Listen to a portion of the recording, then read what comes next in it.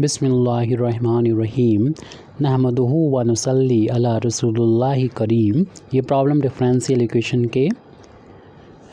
Linear differential equation with constant coefficient chapter से है। और यहाँ पर हम देख रहे हैं ये homogeneous linear partial differential equation with constant coefficient है, जो अभी आगे हम और क्लियर कर देंगे। पहले तो हम इस जो डिफरेंशियल इक्वेशन है इसको इस तरीके से भी लिख सकते हैं। The differential equation the given equation can be written as यानी ना सिर्फ हम इसको ट्रांसपोज करेंगे राइट हैंड साइड वाले टर्म को लेफ़्ट में, और मेरा मेन मकसद तो ये था कि इसको हम कन्वर्ट करेंगे। आर का मतलब क्या होता है? आर का मतलब ये होता है कि हम z जो डिपेंडेंट वेरिएबल है उसको x के रिस्पेक्ट में 2 बार पार्शियल डिफरेंशिएशन करते हैं। आर का मतलब ये होता है। इसी तरीके से t का मतलब होता है कि z को 2 बार डिफरेंशिएशन करना है with respect to y partially. तो यहाँ पर जैसे कि शुरू में हमने बोला था ये पार्शियल डिफरेंशियल इक्वेशन तो है ही, साथ में इसको हमने बोला था कि ये equation linear partial differential equation with constant coefficient है, यानी homogeneous linear partial differential equation with constant coefficient है। तो पहले हम कांस्टेंट कोफिशिएंट की बात कर रहे हैं, तो यहाँ पर देख रहे हैं कोफिशिएंट 1 है और a स्क्वायर है जो कि कांस्टेंट है, इसलिए इसको कांस्टेंट कोफिशिएंट कहा गया। अब इसको हम होमोजीनियस क्यों बोल रहे हैं? होमोजीनियस इसलिए क्योंकि इसमें देख रहे हैं कि जो ऑर्डर है डिफरेंशिएशन का, चाहे वो x के रिस्पेक्ट में हो या y के रिस्पेक्ट में, वो 2 है, दोनों में इक्वल है, बराबर है हर एक टर्म में, इसलिए होमोजीनियस है। लीनियर इसलिए बोला गया कि जो यहाँ पर डिफरेंशियल इक्वेशन यहाँ पर जो मौजूद है, यानी जो डिपेंडेंट वेरिएबल है z है डिपेंडेंट वेरिएबल, और इसके जो पार्शियल डेरिवेटिव हैं यानी del 2z over del x square और del 2z over del y square, एक तो इनकी कोई पावर नहीं है, यानी कोई डिग्री नहीं है इनकी, और यहाँ पर साथ ही साथ जो हैं यानी ऐसे कह सकते हैं फर्स्ट डिग्री के हैं, और साथ ही साथ इनका मल्टीप्लाई भी नहीं हो रहा है, यानी ऐसा नहीं z से मल्टीप्लाई हो या किसी डेरिवेटिव z की किसी डेरिवेटिव का उसके डेरिवेटिव से मल्टीप्लाई हो। तो इसलिए यानी जो भी डेरिवेटिव है उसकी 1 पावर है और आपस में मल्टीप्लाई भी नहीं हो रहा है, इसलिए फर्स्ट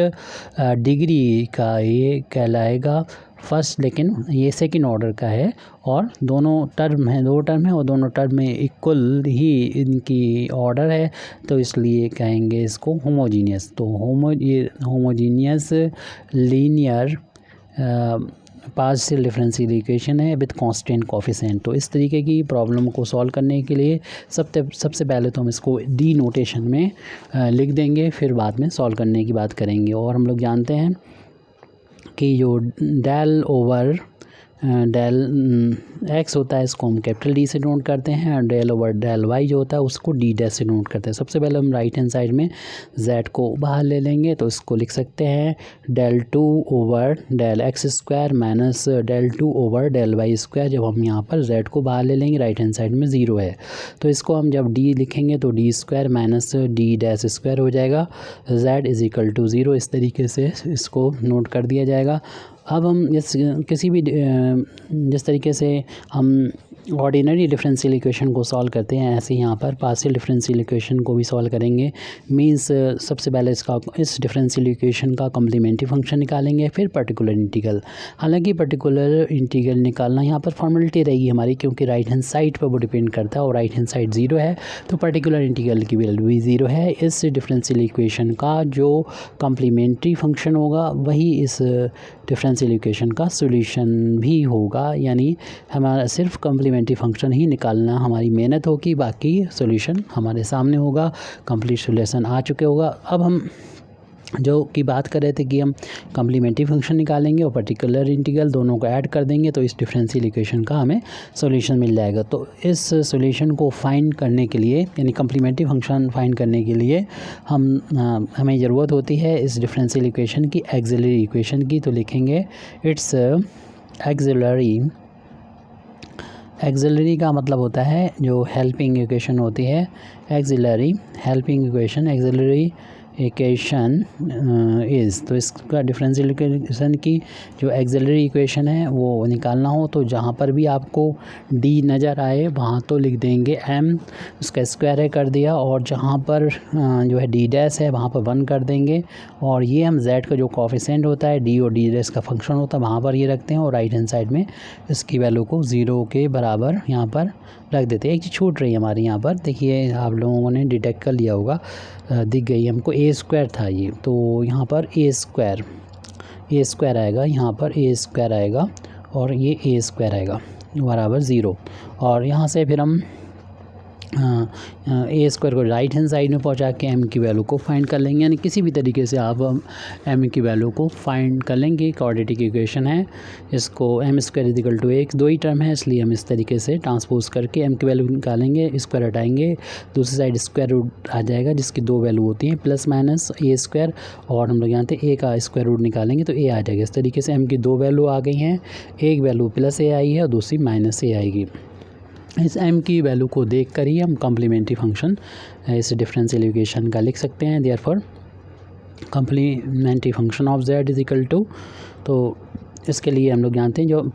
पार्शियल डिफरेंशियल इक्वेशन होता है उससे m की वैल्यू से हम यहाँ पर हर एक m की वैल्यू के करस्पॉन्डिंग एक आर्बिट्रेरी फंक्शन आता है, उस फंक्शन का आप कुछ भी नाम दे दें, यहाँ पर हम phi1 नाम दे रहे हैं, और वो किसका फंक्शन होता है, वो इससे रिलेशन होता है m की वैल्यू से, ये होता है y प्लस, यानी इसका जो भी साइन है, इसका साइन नहीं लिखा तो प्लस का है यहाँ पर, जैसे कि यहाँ पर लिखा हुआ था प्लस का साइन है तो वही आप साइन लेते हुए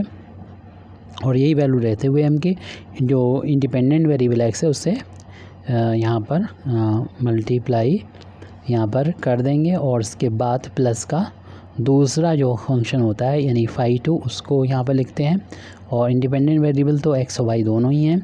तो y अकेला इसको रखें यहाँ पर, और m की जो दूसरी वैल्यू है उसके साइन सहित लिख के x से मल्टीप्लाई करेंगे। इस तरीके से ये हमारा कॉम्प्लीमेंट्री फंक्शन हो जाएगा जो इस m की वैल्यू पर डिपेंड करेगा। अब पर्टिकुलर इंटीग्रल निकालेंगे जो कि फार्मलिटी रहेगी जैसा कि हमने शुरुआत में बताया, क्योंकि ये होता है z का जो कोफिशिएंट, z यहाँ पर डिपेंडेंट वेरिएबल है, उसका कोफिशिएंट जो कि d और d डैश का फंक्शन होता है वो यहाँ पर है हमारा, इसको लिख लेंगे जो कि है डी स्क्वायर माइनस ए स्क्वायर डी डैश स्क्वायर, तो इस चीज़ को हमने लिख दिया। और राइट हैंड साइड में जो होता है वो यहाँ पर जो कि इस हमारे डिफरेंशियल इक्वेशन में राइट हैंड साइड में 0 है तो इस 0 को हमने यहाँ पर लिख दिया, और 0 का वही ऑपरेटर जब ऑपरेट होगा तो वैल्यू 0 आ जाएगी पर्टिकुलर इंटीग्रल की, इसलिए हम इस जो डिफरेंशियल इक्वेशन है उसका लिख सकते हैं सॉल्यूशन। तो hence the required solution is, ये होता है z is equal to complementary function जो फाइंड किया है वो और पर्टिकुलर इंटीग्रल निकाला, दोनों को ऐड कर देते हैं तो जो कॉम्प्लीमेंट्री फंक्शन है ऊपर फाइंड किया था हम लोगों ने phi1 y plus a x, particular integral phi2 y minus का ए एक्स, और पर्टिकुलर इंटीग्रल जो 0 कॉम्प्लीमेंट्री फंक्शन ये था। तो इस तरीके से हमें ये सॉल्यूशन इस गिवन डिफरेंशियल इक्वेशन का मिल चुका है। Thank you very much Indeed for listening me, व आखिर दामाना अल्हम्दुलिल्लाहि रब्बिल आलमीन।